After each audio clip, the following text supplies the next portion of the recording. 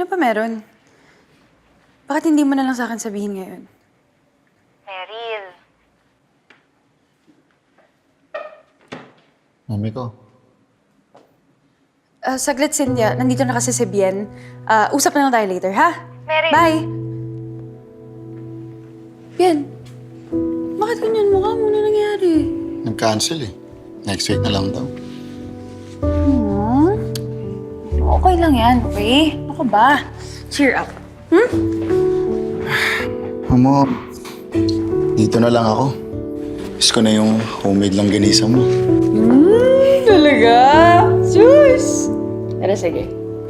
Pagluluto kita ng paborito mong longganisa. Diyan ka lang, ha? Kaya na? Thank you, ah. O, dyan ka lang, ha?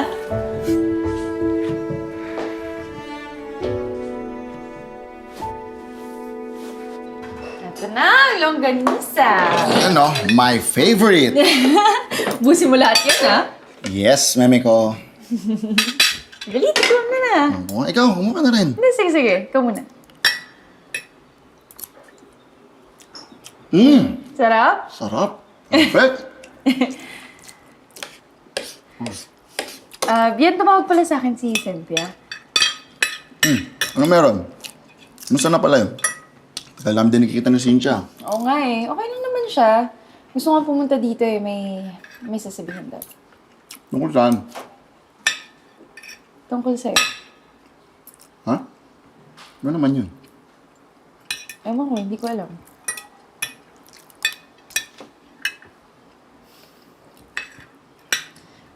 Ano ba yun, Bien? Alin ba? Yung dapat sasabihin sa akin ni Cynthia. Hindi ko alam.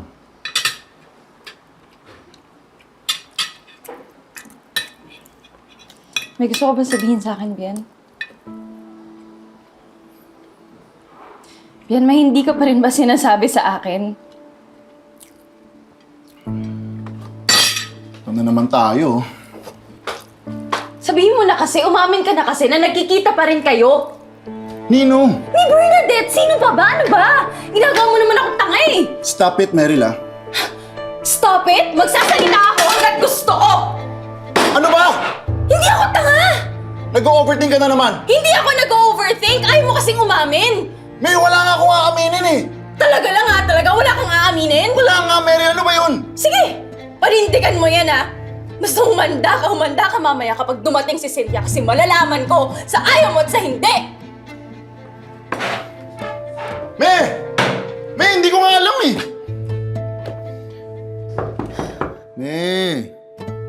Buksan mo na to, please. Kausapin mo na ako. Huwag ka na mag-isip ng kung ano-ano. Hanggang ngayon ba yun pa rin ba yung issue natin?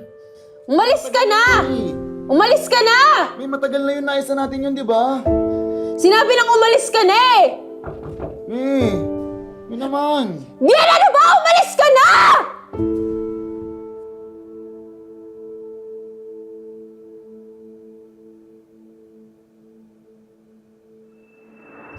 Bien?